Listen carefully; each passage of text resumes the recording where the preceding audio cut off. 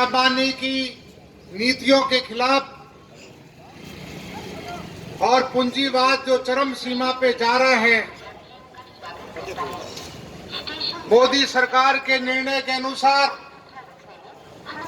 गरीब की बात करके देश की रेल को बेचा जा रहा है, हवाई जहाज को बेचा जा रहा है, हमारे डिफेंस के कारखानों को बेचा जा रहा है, LIC को बेचा जा रहा है, बैंक को बेचा जा रहा है, कोल को बेचा जा रहा है, स्टील को बेचा जा रहा है।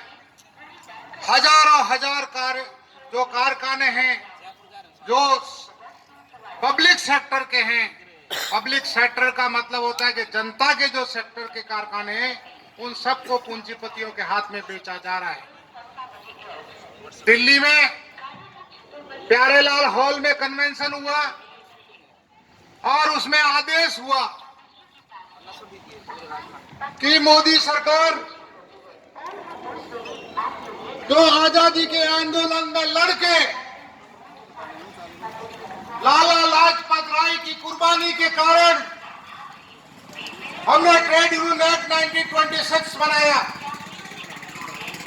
फैक्ट्री एक्ट बनाया, औद्योगिक विवाद अधिनियम बनाया, पेमेंट ऑफ वेजेस 1936 बनाया।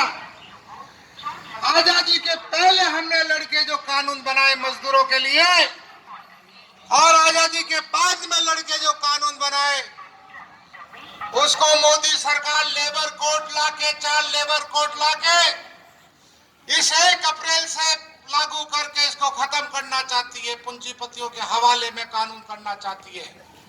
इसलिए हमने फैसला लिया कि जिस दिन लेबर कोड लाया जाएगा पूरे हिंदुस्तान के 50 करोड़ मजदूर लोग उसका विरोध करेंगे और 20 मई को आने वाली लेबर कोड के खिलाफ, मोदी सरकार की पूंजीपति नीतियों के खिलाफ, मजदूर विरोधी नीतियों के खिलाफ, मजदूर के लोकतांत्रिक कानून के खिलाफ, इन सब के खिलाफ में 20 मई को हड़ताल का कॉल दिया है।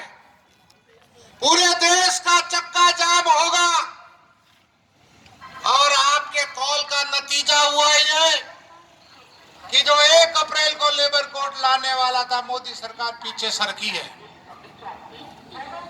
किसानों का बिल लाए, मजदूरों ने किसानों के साथ कंधा से कंधा मिला के पूरे देश में लड़ाई लड़ी और मोदी सरकार को नाक रगड़ के किसानों का बिल वापस लेना पड़ा। इसलिए आज हम फैसला लेने आए, हम कार्यकर्ता हैं, हम आजादी में हमारे श्रमिक वर्ग ने जो कुर्बानियां दी है, शहीद हुए हैं, उनके हम सौगंध खा के कहते हैं कि हम नए लेबर कोड को नहीं आने देंगे, इस देश को पूंजीपतियों के हवाले नहीं करने देंगे। इसलिए आने वाला 20 तारीख मई हिंदुस्तान की आजादी के इतिहास में हमने कई बार बंद किया है, मगर यह 20 मई का जो बंद होगा, भारत बंद होगा, वो एक ऐतिहासिक बंद होगा। उसके लिए हमको तैयार रहना चाहिए, हमको लड़ने के लिए तैयार रहना चाहिए।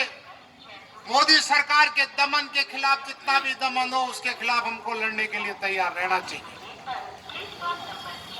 आप जो लेबर लॉ में सुरक्षा के नियम बने हुए हैं, ये राजस्थान की भजनलाल सरकार जो डबल इंजन की सरकार है,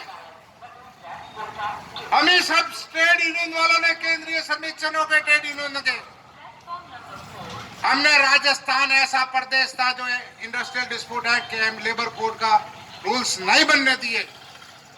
भजनलाल सरकार ने आते ही बिना मजदूरों के संगठन के, इंक्लूडिंग उनका संगठन जो BMS है, उसको बिना बुलाए हुए ब्यूरोक्रेट से, पूंजीपतियों के कहने से रूल्स बना दिए राजस्थान में।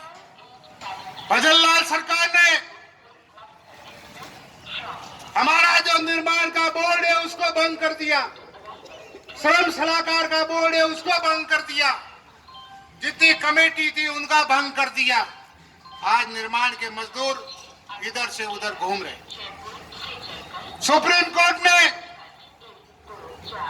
जो पीएफ में हायर पेंशन का फैसला दिया, जिसमें 17,000 से 20,000 पेंशन होने वाली थी, सुप्रीम कोर्ट के 3 जजों के फैसले को मोदी सरकार ने रिव्यू कराकर उस फैसले को बदल दिया। हमारे चार्टर में उसका हवाला रह गया, वो दिल्ली में प्यारे लाल में जो सर्कुलर निकाला था उसमें हवाला है। 50 करोड़ लोग उससे प्रभावित है, 50 करोड़ लोग। इस सरकार की पीएफ की योजना के कारण, पीएफ के हायर वेज के कारण जो पीएफ की पेंशन मिलनी चाहिए उससे वंचित है। दूसरी बात, ये पीएफ का पैसा, ईएसआई का पैसा सब अंडानी और अंबानी को सौंपना चाहते हैं।